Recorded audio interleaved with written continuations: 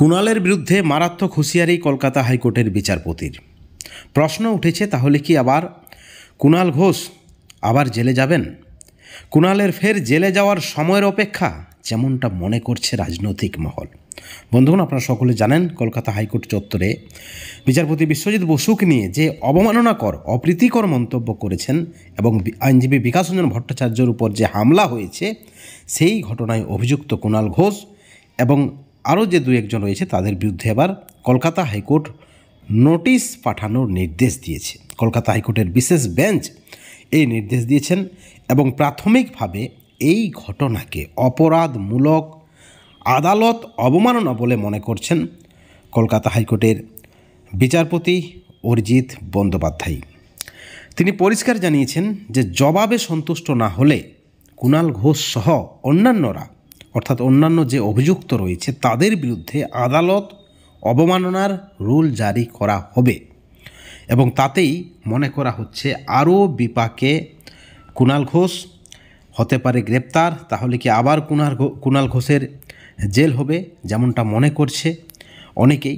আপনারা দেখেছেন গত 25 এপ্রিল কলকাতা হাইকোর্টের পাশে নিজের চেম্বারে শারীর শিক্ষা এবং কর্মশিক্ষার চাকরি প্রার্থীদের একাংশের হেনস্থার শিকার হয়েছেন আইনজীবী বিকাশ রঞ্জন ভট্টাচার্য এবং তার সহকারীরা ফিরদৌস শামীম রয়েছেন, বিক্রম বন্দ্যোপাধ্যায়, সুদীপ্ত দাশগুপ্ত, বাকি সবরা।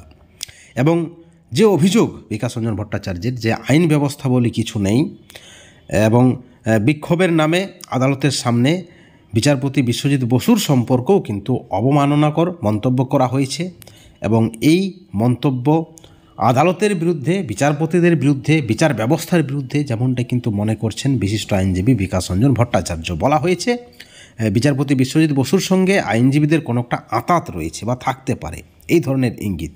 এবং তারপরেই কুণাল ঘোষের বিরুদ্ধে মারাত্মক পদক্ষেপ, শতপ্রণোদিত মামলা এবং সেখানে কুণাল ঘোষ সহ বাকি যারা অভিযুক্ত তাদের বিরুদ্ধে নোটিশ পাঠানোর নির্দেশ কলকাতা হাইকোর্টের।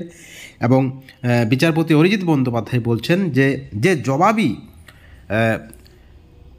অর্থাৎ যে জবাব থাকবে, জবাবি উত্তর সঠিক না হলে বা পছন্দ মতো না হলে কিন্তু আদালত অবমাননার রুল জারি হবে বলেই পরিষ্কার জানাচ্ছেন কলকাতা হাইকোর্টের বিচারপতিরা। বন্ধুগণ, আপনারা ইতিমধ্যে জেনেই গেছেন যে 3 বিচারপতির স্পেশাল বেঞ্চ গঠন করেছেন কলকাতা হাইকোর্টের প্রধান বিচারপতি।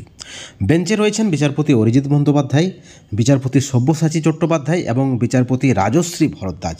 এবং সেই বেঞ্চে শুনানি ছিল এবং সেখানেই কিন্তু এমন নির্দেশ দেওয়া হয়েছে, নোটিশ পাঠানোর নির্দেশ দেওয়া হয়েছে রেজিস্ট্রার জেনারেলকে। কুণাল ঘোষের এই যে মন্তব্য, এই মন্তব্য কি আদৌ যুক্তিসঙ্গত বা গ্রহণযোগ্য, কি মনে হয় আপনাদের?